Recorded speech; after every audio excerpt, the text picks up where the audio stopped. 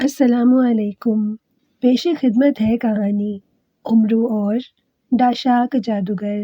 امرو عیار نے سردار امیر حمزہ کو سلام کیا اور نہایت مؤدبانہ انداز میں دوزانوں ہو کر ان کے سامنے بیٹھ گیا۔ کیا بات ہے امرو؟ کچھ پریشان دکھائی دے رہے ہو، خیریت تو ہے؟ سردار امیر حمزہ نے اس کے سلام کا جواب دے کر اس کا چہرہ تکتے ہوئے کہا، نہیں آقا، ایسی کوئی بات نہیں، میں پریشان نہیں ہوں، آپ حکم کیجیے، آپ نے مجھے یاد فرمایا تھا۔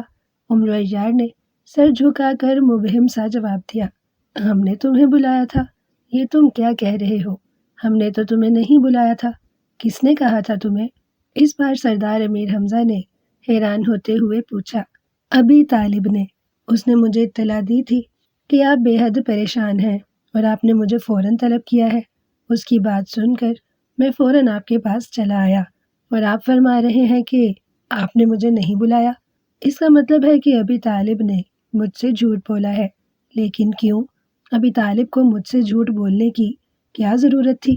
سردار امیر حمزہ کی بات سن کر امرو عیار نے بھی حیران ہو کر کہا، معلوم نہیں، ہو سکتا ہے اس نے تمہارے ساتھ مذاق کیا ہو۔ لیکن مذاق اور ابی طالب، یہ بات کچھ سمجھ میں نہیں آئی۔ ابی طالب تو بے حد سنجیدہ مزاج اور بے حد کم گو انسان ہے، بھلا اسے تمہارے ساتھ مذاق کرنے کی کیا ضرورت تھی؟ اور اگر اس نے مذاق کرنا ہی تھا تو اس نے میرا حوالہ کیوں دیا؟ سردار امیر حمزہ نے سوچتے ہوئے لہجے میں کہا، بڑی عجیب سی بات لگ رہی ہے، بہرحال میں دیکھتا ہوں۔ امرو عیار نے کندھے اچکاتے ہوئے کہا اور سردار امیر حمزہ کے ہاتھ کی پشت پر بوسہ دے کر اٹھ کھڑا ہوا اور احتراماً الٹے قدموں چلتا ہوا خیمے سے باہر آ گیا۔ خیمے سے باہر آ کر اس نے ادھر ادھر دیکھا اور پھر وہ ابی طالب کے خیموں کی جانب بڑھنے لگا۔ ابی طالب کا خیمہ اس کے خیمے سے کچھ ہی فاصلے پر تھا۔ وہ خیمے کے قریب پہنچ کر رک گیا۔ خیمے کے باہر دو نیزہ بردار محافظ نہایت چوکنے انداز میں کھڑے تھے۔ امرو عیار کو اس طرف آتے دیکھ کر انہوں نے نیزے آپس میں جوڑ لیے۔ ابی طالب سے کہو کہ خواجہ امرو اس سے ملنا چاہتا ہے۔ امرو نے ان کی جانب دیکھ کر قدرے تحکمانہ لہجے میں کہا، آقا آرام فرما رہے ہیں، انہوں نے حکم دیا تھا کہ ان سے کوئی ملنے آئے تو اس سے کہہ دیا جائے کہ وہ بعد میں آ جائے۔ ایک محافظ نے جواب دیتے ہوئے کہا۔ اس کی بات سن کر امرو عیار چونک پڑا۔ وہ حیران ہو رہا تھا کہ محافظوں نے اس کا راستہ کیوں روکا ہے، حالانکہ پورے لشکر میں سردار امیر حمزہ کے بعد اسے ہی سب سے زیادہ معتبر سمجھا جاتا ہے اور امرو کو کھلی اجازت تھی کہ وہ جب چاہے اور جس سے چاہے ہر وقت ملاقات کر سکتا تھا، اور ابی طالب کے محافظ اسے یوں کہہ رہے تھے جیسے وہ اسے جانتے ہی نہ ہوں۔ اس کے ذہن میں نہ جانے کیوں خطرے کی گھنٹیاں بجنے لگیں۔ امرو نے محافظوں کی جانب تیز نظروں سے دیکھا، پھر سر ہلا کر وہ واپس مڑ گیا۔ ابھی وہ مڑا ہی تھا کہ عقب میں کسی نے اسے فوراً مخاطب کر کے کہا، ٹھہرو امرو، کہاں جا رہے ہو؟ آؤ اندر آ جاؤ۔ یہ آواز سن کر امرو نے پلٹ کر دیکھا۔ خیمے کے دروازے پر ابی طالب کھڑا تھا اور اس کی جانب مسکراتی ہوئی نگاہوں سے دیکھ رہا تھا۔ ابی طالب ایک نہایت خوبصورت نوجوان تھا۔ اس کا مضبوط اور توانا بدن، فراخ پیشانی اور آنکھوں میں موجود چمک بتاتی تھی کہ وہ نہ صرف ایک بہادر اور طاقتور انسان ہے بلکہ وہ انتہائی ذہین ترین شخص بھی ہے۔ اس کے ہاتھ میں ایک نیلے رنگ کی ہڈی دکھائی دے رہی تھی جس کے دونوں سرے گول اور ابھرے ہوئے تھے۔ اس نے سفید رنگ کی سرخ دھاریوں والی قمیض اور اس پر نیلی واسکٹ پہن رکھی تھی۔ یہ کیا مذاق ہے ابی طالب؟ تم نے تو مجھ سے کہا تھا کہ مجھے سردار امیر حمزہ نے یاد فرمایا ہے، مگر سردار امیر حمزہ نے مجھے بتایا کہ انہوں نے تمہارے ہاتھ مجھے کوئی پیغام نہیں بھیجا۔ امرو عیار نے اس کی جانب دیکھتے ہوئے قدرے تیز لہجے میں کہا، تو اس میں ناراض ہونے والی کون سی بات ہے؟ امرو بھائی، آؤ اندر آ جاؤ، میں تمہیں ساری بات بتاتا ہوں۔ ابی طالب نے ہاتھ میں موجود نیلے رنگ کی ہڈی امرو کی آنکھوں کے سامنے لہراتے ہوئے مسکرا کر کہا۔ یوں ہی اس نے نیلی ہڈی امرو کی آنکھوں کے سامنے لہرائی، امرو کو ایک لمحے کے لیے یوں محسوس ہوا جیسے اس ہڈی میں سے سرخ رنگ کی چنگاریاں سی نکلی ہوں۔ وہ بوکھلا کر چند قدم پیچھے ہٹ گیا۔ یہ کیا ہے؟ اس نے بوکھلاتے ہوئے پوچھا۔ کچھ نہیں، میرے پیچھے آؤ۔ ابی طالب نے اس کی جانب دیکھتے ہوئے اس بار تیز اور تحکمانہ لہجے میں کہا۔ عمرو کو ہلکا سا جھٹکا لگا۔ اسے یوں لگا جیسے یہ الفاظ ابی طالب کے منہ سے نہ نکلے ہوں، بلکہ کسی اندیکھی آواز نے اسے حکم دیا ہو۔ بے اختیار وہ ابی طالب کے پیچھے خیمے میں داخل ہو گیا۔ خیمے میں داخل ہوتے ہی اسے ایک اور جھٹکا لگا۔ خیمے میں سامنے ایک چھوٹا سا تخت پوش بچھا ہوا تھا۔ اس تخت پر ایک نہایت بھاری بھرکم وجود والا اور خوفناک شکل والا ایک انسان بیٹھا تھا۔ اس نے سیاہ رنگ کا خوبصورت نقش و نگار والا لباس پہن رکھا تھا۔ اس کے سینے پر نیلے رنگ کی کھوپڑی اور ہڈیوں والا جادوگروں کا مخصوص نشان بنا ہوا تھا۔ اس کا چہرہ بے حد بڑا تھا، آنکھیں بھی بڑی بڑی اور سرخ تھیں، مونچھیں جو گالوں تک پھیلی ہوئی تھیں آدھی کالی اور آدھی سفید تھیں۔ وہ نہایت اطمینان سے بیٹھا عمرو عیار کی جانب تمسخرانہ نگاہوں سے دیکھ رہا تھا، جیسے وہ عمرو کو اچھی طرح سے پہچانتا ہو۔ بہت خوب ابی طالب، تم تو عمرو کو لے آئے، شاباش، آؤ عمرو، ہمارے قریب آؤ، پہچانا مجھے؟ اس بھاری چہرے والے نے پہلے ابی طالب سے اور پھر عمرو عیار کی جانب دیکھتے ہوئے کہا، تم ڈاشاک جادوگر، تم؟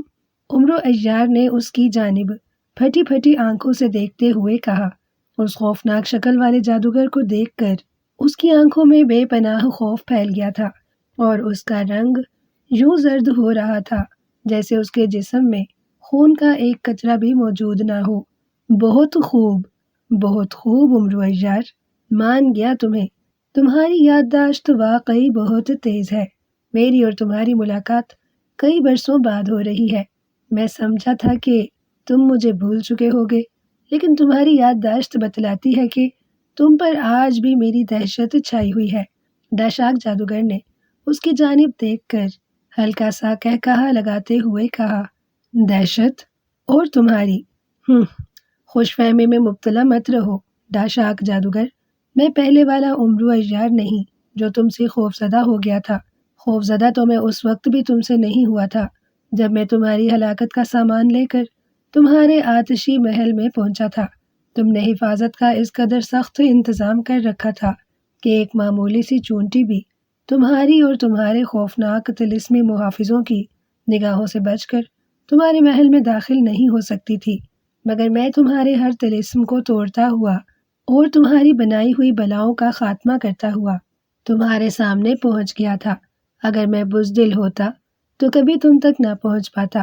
اس وقت اگر تم نے اوچھی حرکت اور ڈمباڈو جادو کا استعمال نہ کیا ہوتا اور مجھے بے لباس کر کے پتھر کا نہ بنا دیا ہوتا تو اب تک تمہارے جسم کی راکھ بھی مٹی میں مل چکی ہوتی۔ عمرو نے اس کی جانب تیز نظروں سے دیکھتے ہوئے کہا، اس وقت اگر میرے جادو دیوتا کا غلام وہاں نہ آ جاتا اور تم پر سے اس کے آنے کی وجہ سے میرا سحر نہ ختم ہو جاتا تو میں تمہیں فوراً ہلاک کر دیتا۔ تم جادو دیوتا کے غلام کے آنے کی وجہ سے وہاں سے بچ کر نکل گئے۔ تمہارے وہاں سے نکل جانے کی وجہ سے جادو دیوتا نے ناراض ہو کر مجھ سے میری ساری طلسمی قوتیں چھین لی اور مجھے اپنے ہاتھوں اپنا بنایا ہوا سارا طلسم تباہ کرنا پڑا۔ عمرو، میں نے اسی وقت قسم کھائی تھی کہ میں جادو دیوتا کی عبادت کر کے جب دوبارہ اپنی طلسمی صلاحیتیں حاصل کروں گا تو سب سے پہلے میں تم سے اپنی ذلت کا انتقام لوں گا۔ سن لو عمرو، جادو دیوتا نے 10 سال بعد مجھے ساری طلسمی قوتیں عطا کر دی ہیں۔ آج میں پہلے سے زیادہ بڑا اور خوفناک جادوگر ہوں۔ اب دنیا کا بڑے سے بڑا جادوگر بھی میرے نام سے تھراتا ہے۔ شہنشاہ افراسیاب نے مجھے امیر حمزہ کے لشکر کو تباہ و برباد کرنے کے لیے بھیجا ہے اور میں نے اپنی طلسمی قوتوں سے تمہارے اس جیسے سینکڑوں جرنیلوں پر اپنا سحر کر دیا ہے۔ اب یہ سب کے سب میرے ادنا غلام ہیں۔ یہ سب میرے ہلکے سے اشارے پر اپنی گردنیں تک کاٹ سکتے ہیں۔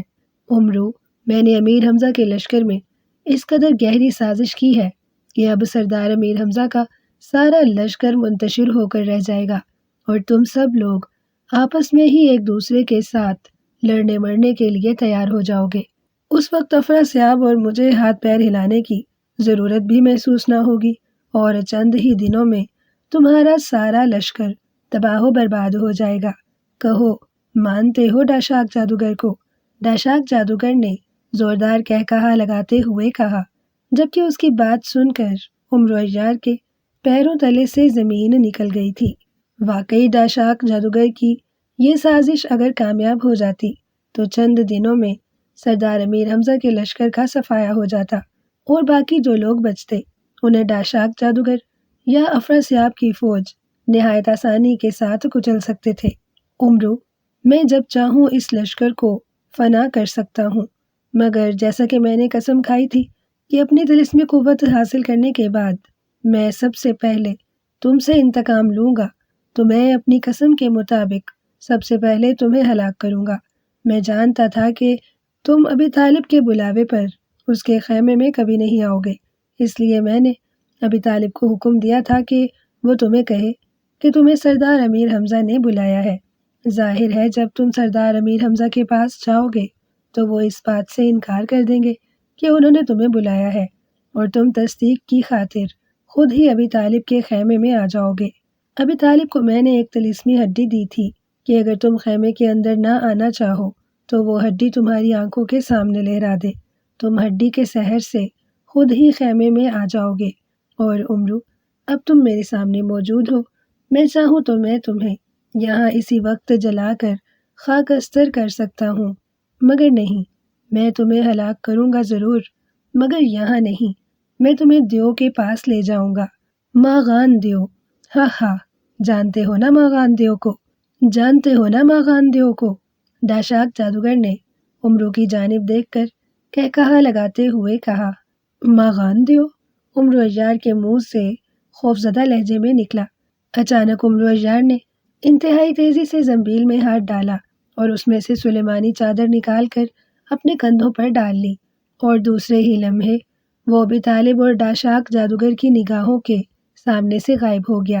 اسے غائب ہوتے دیکھ کر ابی طالب بری طرح سے چونک پڑا، جبکہ ڈاشاک جادوگر نہایت اطمینان بھرے انداز میں اپنی جگہ پر بیٹھا رہا، البتہ اس کے چہرے پر زہریلی مسکراہٹ عود آئی تھی۔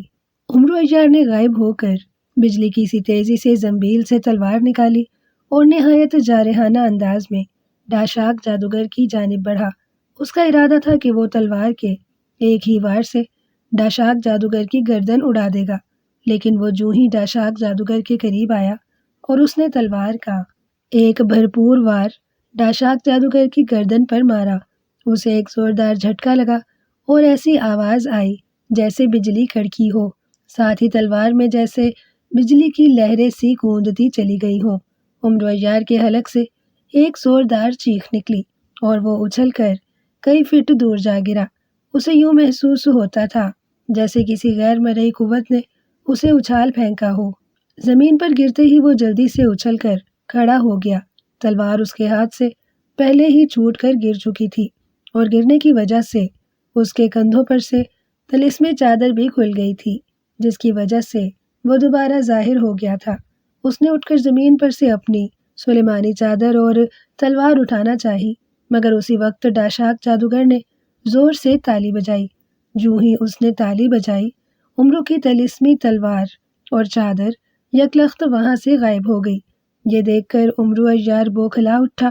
اس نے نہایت برق رفتاری سے زنبیل میں ہاتھ ڈال کر ایک چمکتی ہوئی چاندی کی گیند نکالی اور نہایت پھرتی کا مظاہرہ کرتے ہوئے گیند اس نے ڈاشاک جادوگر کی طرف پھینکی۔ چاندی کی گیند ڈاشاک جادوگر کے قریب آ کر ایک دھماکے سے پھٹی اور دوسرے ہی لمحے ڈاشاک جادوگر مکمل طور پر سیاہ دھوئیں میں چھپ گیا۔ یہ دیکھ کر عمرو عیار کے لبوں پر مسکراہٹ پھیل گئی۔ اس نے انتہائی عجلت سے زنبیل میں سے تلوار حیدری نکالی اور ڈاشاک جادوگر کی جانب بڑھا۔ ڈاشاک جادوگر مکمل طور پر سیاہ دھوئیں میں چھپا ہوا تھا۔ عمرو نے آگے بڑھ کر پوری قوت سے تلوار سیاہ دھوئیں میں چھپے ہوئے ڈاشاک جادوگر کو دے ماری۔ ایک زوردار کڑاکا ہوا جیسے بجلی کڑکی ہو۔ عمرو کو ایک مرتبہ پھر جھٹکا لگا اور وہ ایک مرتبہ پھر پہلے کی طرح سے اڑتا ہوا کئی فٹ دور جا گرا۔ گرنے کی وجہ سے اس کے حلق سے تیز چیخ خارج ہو گئی۔ اسی لمحے ڈاشاک جادوگر کے گرد چھایا ہوا سیاہ دھواں غائب ہو گیا۔ اس بار ڈاشاک جادوگر کا چہرہ غصے سے بری طرح سے بگڑا ہوا تھا۔ اس کی آنکھوں میں سے شعلے نکلتے ہوئے دکھائی دے رہے تھے۔ وہ انتہائی خونخوار نگاہوں سے عمرو عیار کی جانب دیکھ رہا تھا۔ عمرو کراہتا ہوا ایک بار پھر اٹھ کھڑا ہوا۔ اس کی آنکھوں میں شدید حیرت اور خوف چھایا ہوا تھا۔ وہ حیران تھا کہ اس کی کراماتی چیزیں اس جادوگر پر اثر کیوں نہیں کر رہی، حالانکہ وہ اس سے پہلے انہی چیزوں کے بلبوتے پر بڑے سے بڑے جادوگر کو ٹھکانے لگا چکا تھا۔ اب اس کے پاس چونکہ سوچنے کا وقت نہ تھا، اس لیے اس نے جلدی سے تلوار دوبارہ زنبیل میں ڈال لی، اور اس بار اس نے زنبیل سے جال الیاسی نکالنا چاہا کہ وہ اس جادوگر کو جال الیاسی میں قید کر لے اور پھر اسے ہلاک کر دے۔ ابھی وہ زنبیل میں ہاتھ ڈالنے ہی لگا تھا کہ اسی وقت ڈاشاک جادوگر نے فضا میں ہاتھ گھمایا اور دوسرے ہی لمحے اس کے ہاتھ میں سونے کے دستے والا ایک خنجر آ گیا۔ اس نے قریب کھڑے ابی طالب کی گردن میں موجود سرخ رومال کو پکڑ کر ایک جھٹکے سے اپنی جانب کھینچا۔ رک جاؤ عمرو، اب اگر تم نے مجھ پر کسی بھی چیز کا وار کرنے کی کوشش کی تو میں ابی طالب کو ہلاک کر دوں گا۔ گو میں نے ابی طالب کے دماغ کو اپنے قبضے میں لے رکھا ہے، مگر اس کے باوجود میں جانتا ہوں کہ تم اس جیسے ذہین اور لڑاکا نوجوان کی ہلاکت پسند نہیں کرو گے۔ ڈاشاک جادوگر نے عمرو عیار کی جانب دیکھ کر انتہائی گرجدار آواز میں کہا۔ ڈاشاک جادوگر کے ہاتھ میں خنجر اور ابی طالب کی گردن دیکھ کر عمرو عیار چونک پڑا۔ اس کے چہرے پر واقعی بے حد پریشانی اور الجھن کے آثار پھیلتے چلے گئے۔ تم کیا چاہتے ہو؟ عمرو عیار نے اس کی جانب دیکھ کر سرسراتے ہوئے لہجے میں پوچھا۔ سب سے پہلے تم اپنی زنبیل میرے حوالے کر دو، اس کے بعد میں تمہیں بتاؤں گا کہ میں تم سے کیا چاہتا ہوں۔ ڈاشاک جادوگر نے اس کی جانب دیکھ کر انتہائی سرد لہجے میں کہا۔ نہیں، یہ نہیں ہو سکتا، میں تمہیں زنبیل ہرگز نہیں دوں گا۔ عمرو عیار نے اس کی بات سن کر طیش میں آتے ہوئے کہا۔ تمہاری یہ جرت کہ تم ڈاشاک جادوگر کے سامنے انکار کرو؟ ڈاشاک جادوگر نے غرا کر کہا۔ اس کا چہرہ غصے سے لال سرخ ہو رہا تھا۔ اس نے ایک جھٹکے سے ابی طالب کو اپنی جانب کھینچا اور ہاتھ میں پکڑا ہوا خنجر پوری قوت سے ابی طالب کے پیٹ میں گھسیڑ دیا۔ ابی طالب کے حلق سے ایک دلدوز چیخ نکلی۔ دوسرے ہی لمحے ایک شعلہ سا لپکا اور ابی طالب کا جسم بھگ سے جل کر راکھ ہو گیا۔ یہ دیکھ کر عمرو عیار کی آنکھیں غصے کی شدت سے سرخ ہوتی چلی گئیں۔ اس نے زنبیل سے سرخ رنگ کی ایک سلائی نکالی اور چیختا ہوا نہایت جارحانہ انداز میں ڈاشاک جادوگر کی طرف بڑھا، لیکن وہ جو ہی ڈاشاک جادوگر کے قریب آیا، ڈاشاک جادوگر نے یک لخت اس کی جانب ہاتھ اٹھا کر پنجہ کھول دیا۔ اس کی ہتھیلی میں سے زرد رنگ کی روشنی نکل کر عمرو عیار کے چہرے سے ٹکرائی۔ عمرو عیار کو ایک زوردار جھٹکا لگا۔ دوسرے ہی لمحے وہ اپنی جگہ پر یوں ٹھٹک کر رک گیا جیسے وہ پتھر کا بت بن گیا ہو۔ اسے یوں محسوس ہوا جیسے اس کا سارا بدن پتھر کی طرح سے سخت ہوتا جا رہا ہو۔ اس نے چیخنا چاہا مگر آواز اس کے حلق میں ہی گھٹ کر رہ گئی۔ عین اسی لمحے ڈاشاک جادوگر نے دونوں ہاتھ پھیلاتے ہوئے ہوا میں زور سے گردش دی۔ اس کے ہاتھ گھمانے کی وجہ سے اچانک ہر طرف جیسے بجلیاں چمکنے لگی اور ساتھ ہی عمرو عیار کو اپنا ذہن اندھیرے میں ڈوبتا ہوا محسوس ہوا۔ بے ہوش ہونے سے قبل اس نے ڈاشاک جادوگر کو کسی سے کہتے سنا، ہوماش، عمرو عیار کو اٹھا کر ماغان کے پاس لے جاؤ، جلدی۔ اس کے ساتھ ہی عمرو عیار نے اپنا ٹھوس بدن ہوا میں بلند ہوتا ہوا محسوس کیا اور پھر اس کے ذہن میں اندھیرے کی سیاہ چادر تنتی چلی گئی۔ چٹاخ کی آواز کے ساتھ ہی اچانک عمرو عیار کا جسم لرزا۔ اسے یوں محسوس ہوا جیسے اس کے چہرے پر آگ سلگ رہی ہو۔ اس نے جھٹ سے آنکھیں کھول دیں۔ اس کے سامنے ایک سیاہ رنگ کا حبشی کھڑا تھا جس نے زرد رنگ کی قمیض اور سرخ رنگ کی شلوار پہن رکھی تھی۔ اس کی مونچھیں بے حد گھنی تھی۔ وہ شکل سے کوئی جلاد دکھائی دے رہا تھا۔ اس کا ہاتھ اٹھا ہوا تھا جیسے وہ عمرو کو تھپڑ مارنا چاہتا ہو، مگر عمرو کو آنکھیں کھولتے دیکھ کر وہ رک گیا ہو۔ عمرو عیار اس وقت ایک ستون کے ساتھ بندھا ہوا تھا۔ بہت خوب، آخر تمہیں ہوش آ ہی گیا۔ عمرو، ٹھہرو، میں آقا ماغان کو اطلاع کرتا ہوں۔ حبشی جلاد نے سرخ سرخ آنکھوں سے عمر عیار کو گھورتے ہوئے کہا، اور پھر اس نے زور سے 3 بار تالی بجائی۔ فوراً ہی ایک جھماکہ ہوا اور ایک خوبصورت لڑکی نمودار ہوئی۔ آقا ماغان سے کہو کہ آدمزاد عمر عیار کو ہوش آ گیا ہے، اب اس کے لیے کیا حکم ہے؟ کیا اسے زوناش کی دلدل میں پھینک دیا جائے؟ سیاہ حبشی نے خوبصورت لڑکی کی جانب دیکھ کر قدرے تیز لہجے میں کہا۔ اس کی آواز سن کر لڑکی ایک لمحے کے لیے غائب ہوئی، پھر فوراً نمودار ہو گئی۔ آقا نے حکم دیا ہے کہ عمر عیار کو فوراً ان کے حضور پیش کیا جائے۔ بڑے آقا ڈاشاک جادوگر بھی ان کے پاس موجود ہیں۔ خوبصورت لڑکی نے حبشی جلاد کی جانب دیکھتے ہوئے جواب دیا۔ اوہ، آقا ڈاشاک بھی وہاں موجود ہیں۔ ٹھیک ہے، تم جاؤ، میں اسے لے کر فوراً آقاؤں کی خدمت میں جاتا ہوں۔ حبشی جلاد نے پہلے چونک کر بوکھلاتے ہوئے کہا، اور اس کی بات سن کر خوبصورت لڑکی جواباً سر ہلا کر فوراً وہاں سے غائب ہو گئی۔ عمر عیار خاموش کھڑا ان کی باتیں سن رہا تھا۔ ماغان اور ڈاشاک جادوگر کا نام سن کر وہ چونکا ضرور تھا، مگر اس نے کچھ سوچ کر ان سے کوئی بات کرنا مناسب نہ سمجھا۔ وہ خاموش رہا۔ خوبصورت لڑکی کے غائب ہوتے ہی حبشی جلاد عمر عیار کی جانب مڑا۔ عمرو کا خیال تھا کہ وہ اسے ڈاشاک جادوگر اور ماغان کے پاس لے جانے کے لیے ضرور کھولے گا، اور وہ اسے کسی طرح چکر دے کر اپنے قبضے میں کرے گا، لیکن جلاد اس کے خیالوں سے برعکس زیادہ ہوشیار تھا۔ میں جانتا ہوں عمرو کہ تم کیا سوچ رہے ہوگے، میں تمہیں آزاد کروں اور تم کسی طرح مجھے اپنے قابو میں کر لو، مگر میرا نام ہاباکا ہے، اور ہاباکا کو دھوکہ دینا آسان نہیں۔ آؤ، میں تمہیں اپنے آقاؤں کے پاس لے چلوں۔ حبشی ہاباکا نے اس کی جانب دیکھ کر دانت نکوستے ہوئے کہا، اور اس نے اپنے دونوں ہاتھ عمر عیار کے کندھوں پر مارے۔ عمرو کو زوردار جھٹکا لگا۔ ایک لمحے کے لیے اس کی آنکھوں کے سامنے اندھیرا سا لہرایا اور فوراً چھٹ گیا۔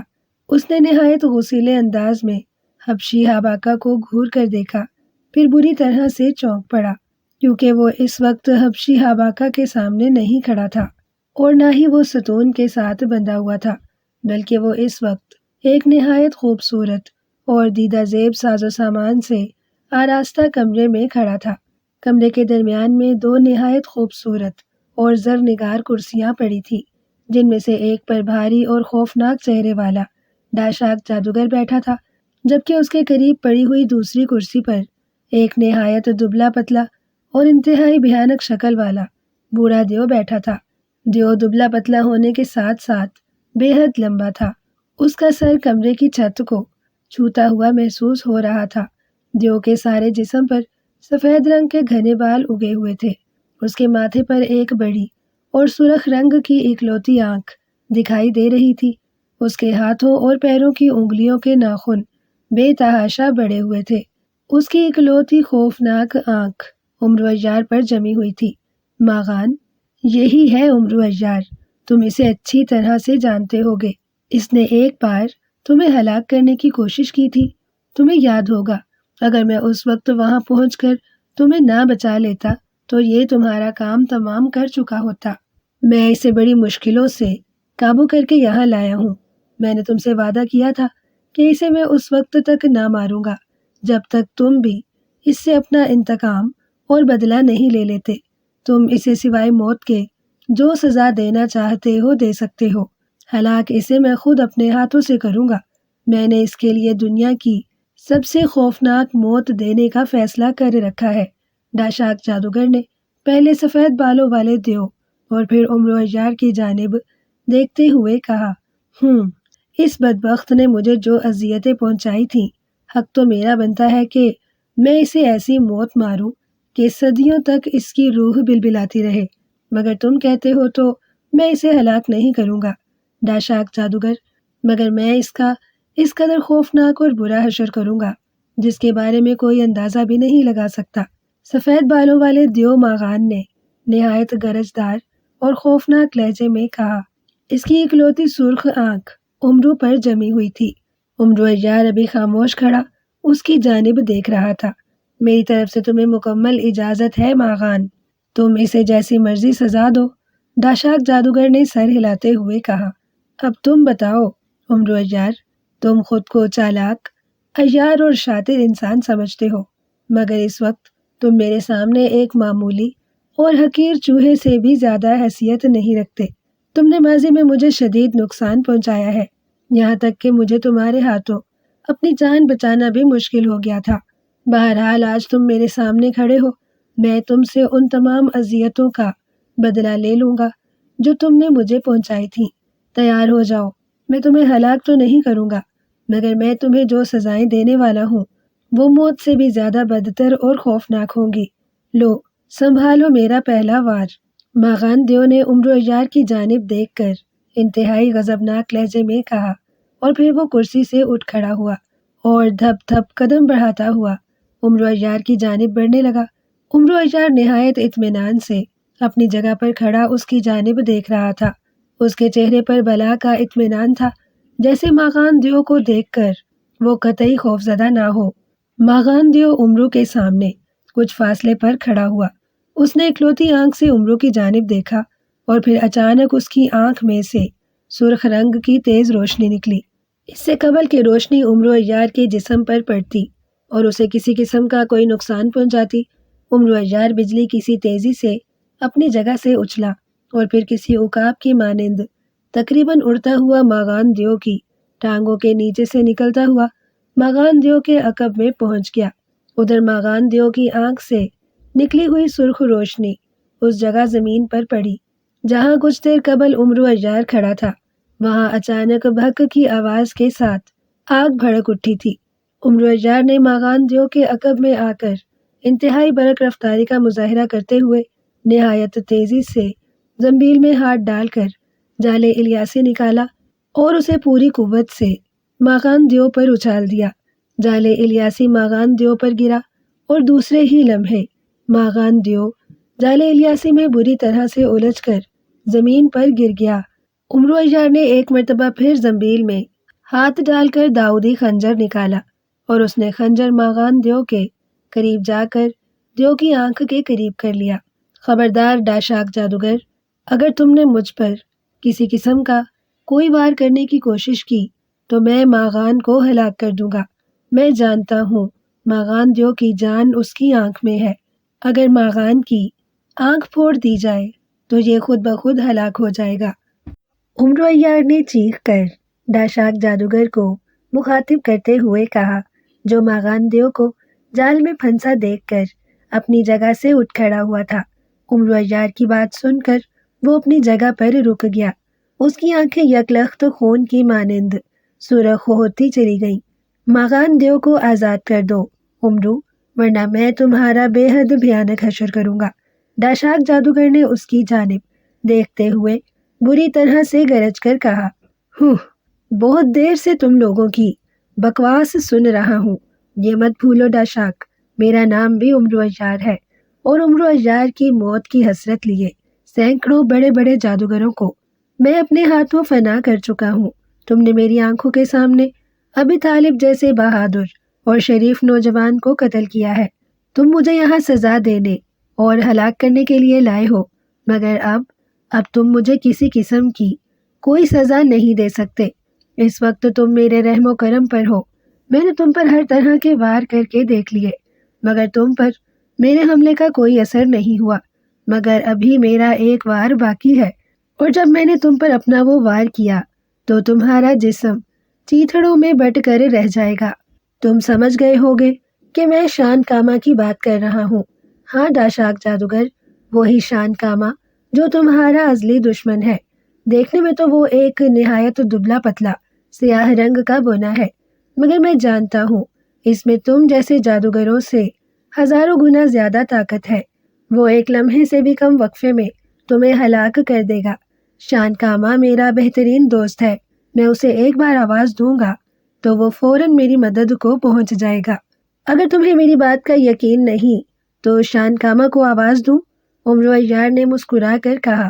اس کی بات سن کر ڈاشاک جادوگر کا رنگ زرد ہو گیا تھا۔ شان کاما؟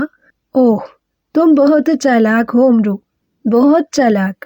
میں سوچ بھی نہیں سکتا تھا کہ تمہارا شان کاما جیسے خطرناک بونے سے بھی تعلق ہو سکتا ہے۔ تم نے مجھے شدید الجھن میں ڈال دیا ہے، سمجھ میں نہیں آتا میں کیا کروں۔ میں تمہیں زندہ بھی نہیں چھوڑ سکتا۔ اور ڈاشاک جادوگر نے نہایت پریشانی کے عالم میں مٹھیاں بھینچتے ہوئے کہا۔ اس کی آنکھوں میں بے پناہ اضطراب پھیل گیا تھا اور پریشانی کی وجہ سے اس کا چہرہ بری طرح بگڑ گیا تھا۔ ماغاندیو جال الیاسی میں سے خود کو آزاد کرانے کی بے حد کوشش کر رہا تھا، مگر جال الیاسی میں سے نکلنا اس کے بس کی بات نہ تھی۔ وہ جتنا زور لگاتا، جال الیاسی اس پر مزید تنگ ہو جاتا، جس کی وجہ سے ماغاندیو کے منہ سے دبی دبی چیخیں خارج ہو رہی تھیں۔ سوچ میں مت پڑو ڈاشاک جادوگر، میرے پاس زیادہ وقت نہیں ہے۔ میں تمہیں چاہوں تو شان کاما کو بلا کر ایک لمحے میں ہلاک کروا سکتا ہوں، مگر میں ایک شرط پر تمہاری اور ماغاندیو کی زندگی بخش سکتا ہوں۔ اگر تم دونوں میری بات مان لو، میں تم دونوں کو کچھ نہیں کہوں گا اور چپ چاپ یہاں سے چلا جاؤں گا، اور اگر تم نے میری بات نہ مانی تو میں تم دونوں کو ہلاک کرنے سے ہرگز نہیں ہچکچاؤں گا۔ امرو عیار نے ڈاشاک جادوگر کی آنکھوں میں جھانکتے ہوئے دھمکی آمیز لہجے میں کہا۔ کہو، کیا چاہتے ہو تم؟ ڈاشاک جادوگر نے جواباً اسے گھورتے ہوئے پوچھا۔ صرف اتنا کہ تم اپنے سارے کپڑے اتار دو اور ماغاندیو مرغا بن کر زور زور سے 7 بار اذان دے۔ بس تم دونوں یہ عمل پورا کر دو تو میں یہاں سے چپ چاپ لوٹ جاؤں گا، امرو عیار نے نہایت سنجیدہ لہجے میں کہا، جبکہ اس کی بات سن کر ڈاشاک جادوگر اس بری طرح سے اچھلا جیسے اس کے پاؤں پر کسی نے ڈنگ مارا ہو۔ ماغاندیو کا بھی یہی حال ہوا تھا، ان کے چہروں پر بلا کا خوف پھیل گیا تھا۔ اوہ، یہ تم کیا کہہ رہے ہو امرو؟ تم اوہو، اس کا مطلب ہے تمہیں اس بات کا بھی علم ہے کہ ہماری طلسمی صلاحیتیں اس صورت میں ختم ہو سکتی ہیں کہ میں کسی کے سامنے اپنے سارے کپڑے خود اتار دوں اور ماغاندیو مرغا بن کر 7 بار اذان دے۔ اوہ امرو، تم بہت ہی خطرناک انسان ہو، ڈاشاک جادوگر نے امرو عیار کی جانب پھٹی پھٹی نظروں سے دیکھتے ہوئے کہا۔ بہت خوب، اچھا ہوا تم نے یہ بات مجھے خود ہی بتا دی، ورنہ میں تو صرف تم لوگوں کو شرمندہ کرنا چاہتا تھا۔ اب تمہیں یہ کام ضرور کرنا پڑیں گے۔ جلدی کرو ڈاشاک، اپنے سارے کپڑے اتار کر پھینک دو، ورنہ میں شان کاما کو آواز دینے لگا ہوں، اور ماغاندیو تم بھی جلدی سے مرغا بن جاؤ، جلدی کرو۔ امرو عیار نے جلدی سے سر ہلاتے ہوئے پہلے اطمینان سے، پھر اس نے تحکمانہ انداز میں انہیں حکم دیتے ہوئے کہا۔ نہیں امرو، میں تمہارا حکم کبھی نہیں مانوں گا، تم اب میرے ہاتھوں سے نہیں بچ سکتے، ڈاشاک جادوگر نے انتہائی غصیلے انداز میں چیختے ہوئے کہا۔ اور پھر اس سے قبل کہ امرو عیار کچھ سمجھتا، ڈاشاک جادوگر کا ہاتھ بجلی کسی تیزی سے حرکت میں آیا۔ دوسرے ہی لمحے اس کے ہاتھ سے کوئی چیز برق رفتاری سے نکل کر عین امرو کے سینے سے ٹکرائی۔ ایک زوردار دھماکہ ہوا۔ دوسرے ہی لمحے امرو عیار کا سارا جسم یکلخت سیاہ دھوئیں میں چھپ گیا، اور ساتھ ہی اسے یوں محسوس ہوا جیسے اس کا سارا بدن یکلخت سن ہو گیا ہو۔ اس نے چیخ کر شان کاما کو پکارنا چاہا، مگر آواز جیسے اس کے حلق میں ہی گھٹ کر رہ گئی۔ چند لمحوں تک سیاہ دھواں اس کے گرد لہراتا رہا، پھر اچانک دھواں چھٹ گیا۔ جو ہی دھواں چھٹا، امرو عیار کی نظر ڈاشاک جادوگر پر پڑی، جو بڑے پھل والی کلہاڑی ہاتھ میں لیے نہایت خوفناک انداز میں اس کے سامنے کھڑا تھا۔ اس کی آنکھیں کبوتر کے خون کی مانند سرخ ہو رہی تھیں۔ تم جیسے خطرناک انسان کا زندہ رہنا ہمارے لیے بے حد خطرناک ہے امرو، اس لیے مرنے کے لیے تیار ہو جاؤ۔ اب تمہیں مرنے سے دنیا کی کوئی طاقت نہیں بچا سکتی، ڈاشاک جادوگر نے انتہائی سرد لہجے میں امرو عیار کو مخاطب کرتے ہوئے کہا، اور پھر اس نے کلہاڑی سر سے بلند کر لی۔ خوف سے امرو عیار کا دل جیسے دھڑکنا بھول گیا۔ وہ سمجھ گیا کہ اب اس کا آخری وقت آن پہنچا ہے، اب اسے مرنے سے کوئی نہیں بچا سکتا۔ اس نے ہاتھ پاؤں ہلانے کی ایک بار پھر کوشش کی، لیکن کامیاب نہ ہو سکا۔ اسی وقت ڈاشاک جادوگر نے ایک زوردار چیخ ماری، اور ساتھ ہی اس کا کلہاڑی والا ہاتھ بجلی کسی تیزی سے امرو عیار کی جانب آیا، مگر اچانک اس کے ہاتھ سے کلہاڑی غائب ہو گئی۔ عین اسی وقت ایک زوردار کڑاکا ہوا، ساتھ ہی تیز گڑگڑاہٹ کی آواز سنائی دی، اور پھر ہر طرف اچانک تاریکی پھیل گئی۔ ماخان دیو نے خود کو جال الیاسی سے نکالنے کی بے حد کوشش کی مگر کامیاب نہ ہو سکا۔ اسے عمرو عیار پر بے حد غصہ آ رہا تھا جو اس کے مقابلے میں ایک چونٹی جتنا بھی نہیں تھا، مگر اس نے اسے ایسے جال میں پھنسا دیا تھا کہ ماخان دیو بھی اس جال کو نہ توڑ پا رہا تھا۔ وہ سمجھ رہا تھا کہ یہ یقیناً کوئی خاص جال ہے جس پر کسی بڑے جادوگر نے سحر کر رکھا ہے۔ وہ سوچ رہا تھا کہ اس جال پر کس جادوگر نے اور کون سا سحر کر رکھا ہے تاکہ وہ اس کا توڑ کر سکے۔ عمرو عیار اس وقت سیاہ دھوئیں کی لپیٹ میں تھا اور ڈاشاک جادوگر اس کے قریب بڑے پھل والا کلہاڑا ہاتھ میں لیے دھواں چھٹنے کا انتظار کر رہا تھا تاکہ جوں ہی دھواں چھٹے وہ کلہاڑا مار کر عمرو عیار کے 2 ٹکڑے کر دے۔ عین اسی وقت ماخان دیو کو شوبھاش جادو کا خیال آیا۔ وہ بے اختیار چونک پڑا۔ شوبھاش جادو دنیا کے سب سے بڑے جادوؤں میں سے ایک تھا۔ اس جادو کی خاصیت یہ تھی کہ اگر کسی جادوگر پر کسی دوسرے جادوگر نے جادو کر رکھا ہو یا کوئی جادوگر کسی مصیبت میں پھنسا ہوا ہو تو اس جادو کی بدولت وہ اس مصیبت سے آزاد ہو سکتا تھا۔ گو اس جادو کے پڑنے کی وجہ سے جادو پڑھنے والے کی قوتیں بھی وقتی طور پر ختم ہو جاتی تھی مگر وہ کم از کم مصیبت سے چھٹکارا ضرور حاصل کر لیتا تھا۔ ماخان دیو کو اس جادو کا خیال آیا تو اس نے شوبھاش جادو پڑھنے کا فیصلہ کر لیا۔ چنانچہ اس نے جلدی سے آنکھیں بند کی اور دل ہی دل میں شوبھاش جادو پڑھنا شروع کر دیا۔ شوبھاش جادو کا منتر چھوٹا سا تھا، اسے صرف 7 بار ہی پڑھنا پڑتا تھا۔ ماخان دیو نے جو ہی 7ویں بار منتر پڑھا اسے اچانک ایک زوردار جھٹکا لگا، ساتھ ہی تیز کڑاکے کی آواز سنائی دی اور گڑگڑاہٹ کی آواز کے ساتھ ہر طرف یکلخت اندھیرا پھیل گیا۔ ماخان دیو کو زوردار جھٹکے لگ رہے تھے۔ اسے یوں محسوس ہو رہا تھا جیسے اگر اسی طرح اسے مسلسل جھٹکے لگتے رہے تو اس کا جسم ٹوٹ پھوٹ کر رہ جائے گا۔ بے اختیار اس کے حلق سے خوفناک چیخیں نکل گئیں اور پھر اچانک اس کے جسم میں آگ بھڑک اٹھی۔ اب تو ماخان دیو بری طرح سے بوکھلا گیا۔ جال سے شوبھاش جادو پڑھنے کے باوجود بھی وہ آزاد نہیں ہوا تھا اور اوپر سے اسے آگ بھی لگ گئی تھی۔ اس کا صاف مطلب تھا کہ شوبھاش جادو کامیاب نہیں ہوا بلکہ الٹ کر اس پر آ پڑا تھا۔ اب اس کے حلق سے نکلنے والی چیخوں میں بے پناہ اضافہ ہو گیا اور وہ بری طرح سے تڑپنے لگا۔ چند لمحوں تک وہ چیختا اور تڑپتا رہا، پھر آہستہ آہستہ اس کی چیخیں دم توڑتی چلی گئیں اور کچھ ہی دیر میں جال الیاسی کے نیچے ماخان دیو کی بجائے اس کی راکھ بکھری پڑی تھی۔ ایک لمحے کے لیے عمرو عیار کو یوں محسوس ہوا جیسے سچ مچ ڈاشاک جادوگر نے کلہاڑا اس کے سر پر مار کر اس کو 2 حصوں میں تقسیم کر دیا ہو۔ اسے جھٹکا ہی اس زور سے لگا تھا کہ وہ اپنی جگہ پر کھڑا نہ رہ سکا اور الٹ کر گر پڑا تھا۔ ہر طرف چونکہ اندھیرا چھا گیا تھا اس لیے اسے وقتی طور پر کچھ دکھائی نہ دیا، مگر پھر دوسرے ہی لمحے اچانک ہر طرف روشنی پھیل گئی۔ عمرو عیار نے چونک کر دیکھا، وہ اس وقت ڈاشاک جادوگر کے محل میں نہ تھا بلکہ وہ اس وقت لکودک صحرا میں کھڑا تھا۔ ہر طرف ریت ہی ریت پھیلی ہوئی تھی۔ آسمان پر سورج نہایت تمکنت کے ساتھ چمک رہا تھا۔ عمرو عیار پریشان نگاہوں سے چاروں طرف دیکھنے لگا۔ وہ حیران ہو رہا تھا کہ وہ یہاں کیسے پہنچ گیا۔ ابھی چند لمحے پہلے تو وہ پتھر کا بت بنے ڈاشاک جادوگر کے سامنے کھڑا تھا اور ڈاشاک جادوگر کلہاڑا مار کر اس کا سر 2 حصوں میں تقسیم کرنے ہی والا تھا کہ وہ خوفناک گڑگڑاہٹ کی آواز اور بجلیاں کڑکنے کی آواز آئی اور وہ اس لکودک صحرا میں پہنچ گیا۔ یہ سب کیا تھا؟ وہ پریشانی کے عالم میں سوچتا چلا گیا۔ ابھی وہ سوچ ہی رہا تھا کہ اچانک ایک جانب سے تیز شور اٹھا۔ یوں لگتا تھا جیسے ہزاروں بدروحیں مل کر شور مچا رہی ہوں۔ عمرو عیار نے چونک کر دیکھا اور پھر بری طرح سے اچھل پڑا۔ سامنے کی جانب سے عجیب و غریب سیاہ رنگ کی بد شکل بدروحیں بھاگتی چلی آ رہی تھی۔ ان کے ہاتھوں میں جلتی ہوئی بڑی بڑی مشعلیں تھیں۔ ان کا رخ عمرو عیار کی جانب تھا اور وہ شور مچاتی ہوئی نہایت تیزی سے اس کی جانب بڑھی چلی آ رہی تھیں۔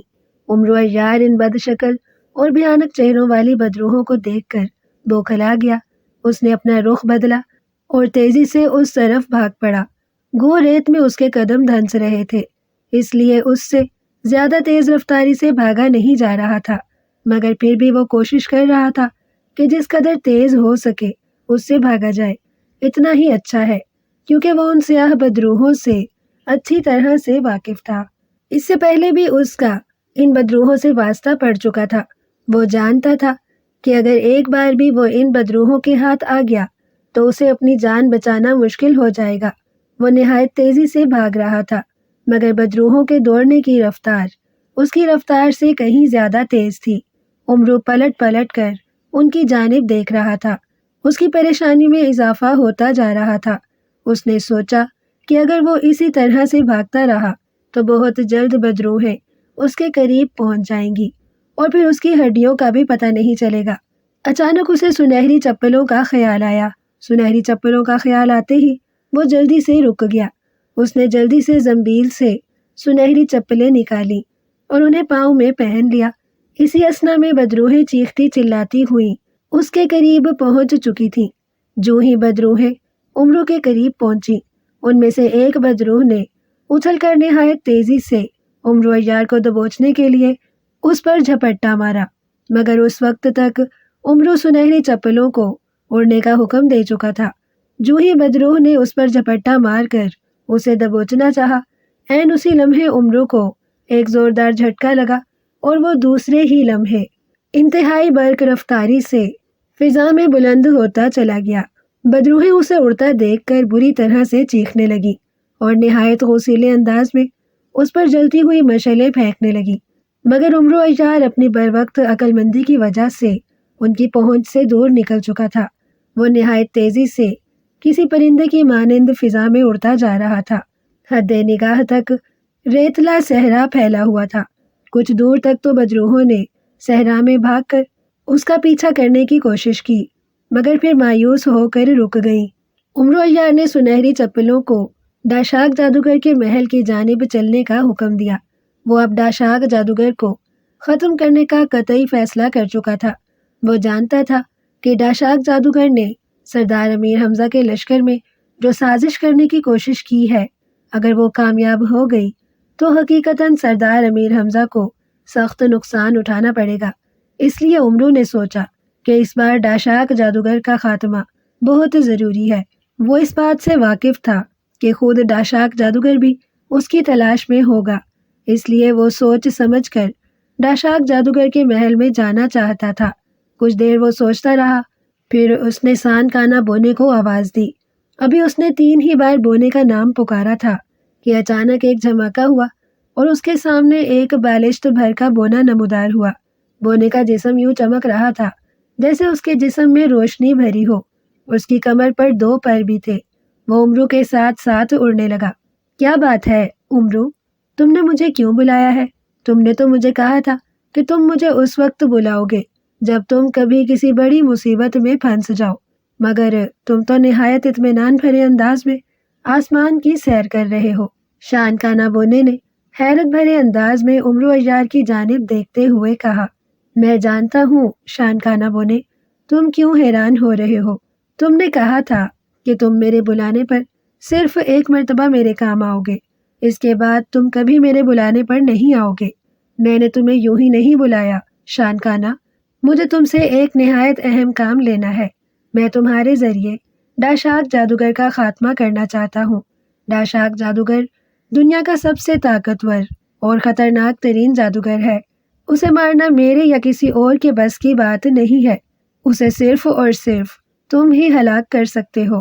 امرو عیار نے اس کی بات کا جواب دیتے ہوئے کہا، جبکہ اس کے منہ سے ڈاشاک جادوگر کا نام سن کر شان کانا بونا بری طرح سے چونک پڑا۔ وہ ڈاشاک جادوگر، اس بدبخت جادوگر سے تو میں نے بھی پرانا حساب لینا ہے۔ جب میرے جسم میں آتشی روشنیاں نہیں تھیں تب وہ مجھے بھی بے حد پریشان کرتا تھا۔ ٹھیک ہے امرو، میں ڈاشاک جادوگر کو ضرور ہلاک کروں گا اور اس طرح تمہارا کام بھی ہو جائے گا اور میرا انتقام بھی پورا ہو جائے گا۔ مگر کہتے کہتے شان کانا بونا خاموش ہو گیا۔ اس کے چہرے پر الجھن سی ابھر آئی تھی۔ مگر کیا؟ تم پریشان کیوں ہو گئے ہو شان کانا؟ امرو عیار نے حیرت سے اور چونکتے ہوئے اس کی جانب دیکھتے ہوئے پوچھا۔ امرو، تم شاید نہیں جانتے، ڈاشاک جادوگر کی ہلاکت اس قدر آسان نہیں ہے۔ وہ مجھ سے ڈرتا ضرور ہے، مگر حقیقت میں بھی اسے کسی قسم کا کوئی گزند نہیں پہنچا سکتا۔ اس بات کا خود ڈاشاک جادوگر کو علم نہیں ہے کہ اصل میں اس کی جان ساران کے خزانے میں ہے۔ اگر کسی طرح ساران کے خزانے میں موجود پیلا پتھر، جس کی شکل ساران یعنی ڈاشاک جادوگر کے جادو دیوتا سے ملتی ہے، کو توڑ دیا جائے، تب ڈاشاک جادوگر کی ہلاکت ممکن ہے۔ شانکانا نے متفکرانہ لہجے میں کہا، اوہ، ساران کا خزانہ! تم اس ساران دیوتا کی بات تو نہیں کر رہے جس نے اپنے خزانے کو زوناش کے دلدل کی تہہ میں موجود ایک کالے دیو کی بائیں ٹانگ میں چھپا رکھا ہے، اور سنا ہے کہ اس کالے دیو کی حفاظت کے لیے ساران دیوتا نے 10,000 گرز بردار جن اور دیو محافظ بنا رکھے ہیں۔ اس کے علاوہ بھی اس نے اپنے خزانے کی حفاظت کے لیے نہایت خطرناک اور طلسمی انتظام کر رکھے ہیں، جہاں انسان تو انسان، دنیا کا بڑے سے بڑا طاقتور دیو یا کوئی جادوگر بھی نہیں جا سکتا۔ امرو عیار نے چونکتے ہوئے کہا، ہاں امرو، میں اسی ساران خزانے کی بات کر رہا ہوں۔ ساران دیوتا کا پتلا اسی خزانے میں موجود ہے۔ تم گھبراؤ نہیں، اگر تم ساران خزانے تک جانے کی حامی بھر لو تو میں تمہیں نہایت آسانی کے ساتھ وہاں پہنچا سکتا ہوں۔ اور رہی بات 10,000 دیو اور جنوں کی فوج کی اور دوسری طلسمی طاقتوں کی، تو تم اس کی فکر مت کرو، میں انہیں خود سنبھال لوں گا۔ بس تم کسی طرح کانے دیو کے محل میں پہنچ کر اس دیو کی دوسری آنکھ بھی پھوڑ دینا۔ کانے دیو کی دوسری آنکھ پھوٹے گی تو اس کی ساری طلسمی قوتیں ختم ہو جائیں گی۔ وہ تمہیں کہے گا کہ تم اسے ختم کر دو، وہ زندہ نہیں رہنا چاہتا۔ تم اس سے فوراً ساران کا خزانہ مانگ لینا اور پھر اس کی گردن اڑا دینا۔ جو ہی تم ساران کا خزانہ حاصل کرو گے، مجھے پتہ چل جائے گا، اور پھر میں تمہیں لے کر زرناش کی دلدل سے باہر آ جاؤں گا۔ شانکانا بونے نے کہا، اور امرو نے سر ہلا دیا۔ اور پھر شانکانا بونے نے امرو کو کچھ ہدایات دے کر اسے آنکھیں بند کرنے کو کہا۔ امرو نے فوراً آنکھیں بند کر لیں۔ امرو کو ایک زوردار جھٹکا لگا۔ ایک لمحے کے لیے اس کے پاؤں زمین سے اکھڑ گئے، مگر وہ جلدی سنبھل گیا۔ اچانک ہی اس کے کانوں میں کسی کے زور زور سے چیخنے کی آوازیں سنائی دینے لگی۔ خبردار امرو، ان آوازوں کی پرواہ مت کرو، تم زوناش کی دلدل میں پہنچ گئے ہو۔ اپنا رخ دائیں جانب موڑو اور اسی طرح آنکھیں بند کیے بھاگ پڑو۔ تمہیں راستے میں ٹھوکریں لگیں گی، 7ویں ٹھوکر لگنے پر تم رک جانا، وہی کانے دیو کا محل ہے۔ چلو جلدی کرو، میں ساران کے محافظوں اور ان کی طلسمی قوتوں سے لڑنے جا رہا ہوں۔ شانکانا بونے کی تیز آواز امرو کی سماعت سے ٹکرائی۔ امرو نے جلدی سے اپنا رخ بدلا اور تیزی سے ایک طرف بھاگ اٹھا۔ راستے میں کئی بار اسے ٹھوکریں لگیں اور وہ بمشکل گرتے گرتے سنبھلا، مگر وہ رکا نہیں، مسلسل بھاگتا رہا۔ اس کے کانوں میں بھیانک اور ڈراؤنی آوازیں مسلسل سنائی دے رہی تھیں، مگر وہ ان کی پرواہ کیے بغیر بھاگ رہا تھا۔ اور پھر جب اسے 7ویں ٹھوکر لگی تو وہ خود کو سنبھال نہ سکا اور دھڑام سے منہ کے بل زمین پر آ گرا۔ اس نے جلدی سے آنکھیں کھول دیں۔ اس نے دیکھا وہ واقعی ایک نہایت عظیم الشان اور بہت بڑے محل کے سامنے کھڑا ہے۔ محل کا دروازہ کھلا ہوا تھا اور وہاں کوئی دکھائی نہ دے رہا تھا۔ امرو عیار نے احتیاط کے طور پر زنبیل سے سلیمانی چادر نکالی اور کندھوں پر ڈال لی، تاکہ اگر کوئی خطرہ ہو تو وہ دوسروں کی نگاہوں میں آئے بغیر کانے دیو کے پاس پہنچ جائے۔ اور واقعی اس کی یہی احتیاط اس کی زندگی بچا گئی، ورنہ محل میں جگہ جگہ خوفناک جادوگر اور دیو کھڑے پہرا دے رہے تھے۔ اگر امرو سلیمانی چادر کی وجہ سے ان کی نظروں سے غائب نہ ہوتا تو وہ اسے فوراً جلا کر مار دیتے۔ مختلف راہداریوں سے ہوتا ہوا امرو ایک بہت بڑے ہال نما کمرے میں آ گیا۔ سامنے ایک بہت بڑا تخت بچھا ہوا تھا، جس پر ایک نہایت خوفناک شکل والا نہایت لمبا تڑنگا دیو بیٹھا تھا۔ اس دیو کی ایک آنکھ تھی۔ دیو نہایت غصے میں دکھائی دے رہا تھا۔ وہ اپنے ساتھیوں پر برس رہا تھا۔ وہ بار بار شانکانا کا نام لے رہا تھا۔ امرو سمجھ گیا کہ شانکانا بونے نے اپنا کام شروع کر دیا ہے اور وہ کانے دیو کے محافظوں سے لڑ رہا ہے۔ اس نے ایک تیر کمان نکال لی۔ اس طلسمی تیر کمان پر اسے مکمل بھروسہ تھا کہ اگر وہ آنکھیں بند کر کے بھی کانے دیو کی آنکھ میں تیر مار لے تو تیر نشانے پر ٹھیک ٹھیک لگے گا۔ اس نے تیر کمان پر چڑھایا اور اللہ کا نام لے کر تیر چھوڑ دیا۔ تیر ٹھیک نشانے پر لگا اور کانا دیو بری طرح سے چیختا ہوا زمین پر آ گرا اور بری طرح سے چیخنے لگا، کون ہے؟ کس نے میری آنکھ پھوڑی ہے؟ سامنے آؤ، سامنے آؤ۔ کانا دیو بری طرح سے چیخنے لگا۔ جو ہی وہ زمین پر گرا تھا، محل میں موجود تمام جادوگر اور اس کے محافظ غائب ہو گئے تھے۔ میں نے تمہاری آنکھ ضائع کی ہے، کانے دیو، کہو کیا کہنا چاہتے ہو؟ عمرو عیار نے تیز آواز میں اس سے مخاطب ہو کر کہا، اوہ آدم زاد، یہ تو کسی آدم زاد کی آواز معلوم ہوتی ہے۔ یہ تم نے کیا کیا آدم زاد؟ تم نے مجھ پر ظلم کیوں کیا؟ اب تو میری دونوں آنکھیں ضائع ہو چکی ہیں۔ مجھے مار ڈالو آدم زاد، میں اندھا بن کر زندہ نہیں رہ سکتا، مجھے مار ڈالو۔ کانے دیو نے ہذیانی انداز میں چیختے ہوئے کہا، ٹھیک ہے، اگر تم مرنا چاہتے ہو تو اپنی بائیں ٹانگ سے ساران کا خزانہ نکال کر مجھے دے دو، نہیں تو میں تمہیں ہلاک نہیں کروں گا، بلکہ تمہارے دونوں ہاتھ اور ٹانگیں کاٹ کر چلا جاؤں گا، اور تم قیامت تک اس جگہ اذیت میں مبتلا پڑے رہو گے۔ عمرو نے اس سے مخاطب ہو کر کہا، نہیں نہیں، یہ ظلم مت کرنا، ٹھیک ہے، میں تمہیں ساران خزانہ دے دیتا ہوں، کانے دیو نے گھبرا کر کہا، اور ساتھ ہی اس نے زور زور سے اپنی بائیں ٹانگ زمین پر مارنا شروع کر دی۔ وہ جو ہی ٹانگ زمین پر مارتا، اس کی ٹانگ پھٹ جاتی اور اس میں سے خزانہ نکل کر ایک طرف گر جاتا۔ کچھ ہی دیر میں وہاں خزانے کا ایک بہت بڑا ڈھیر لگ گیا تھا۔ اتنا بڑا خزانہ دیکھ کر عمرو عیار کی رال ٹپک پڑی اور اس کی آنکھیں چمکنے لگیں۔ اس نے جلدی جلدی سارا خزانہ اٹھا اٹھا کر زنبیل میں ڈالنا شروع کر دیا۔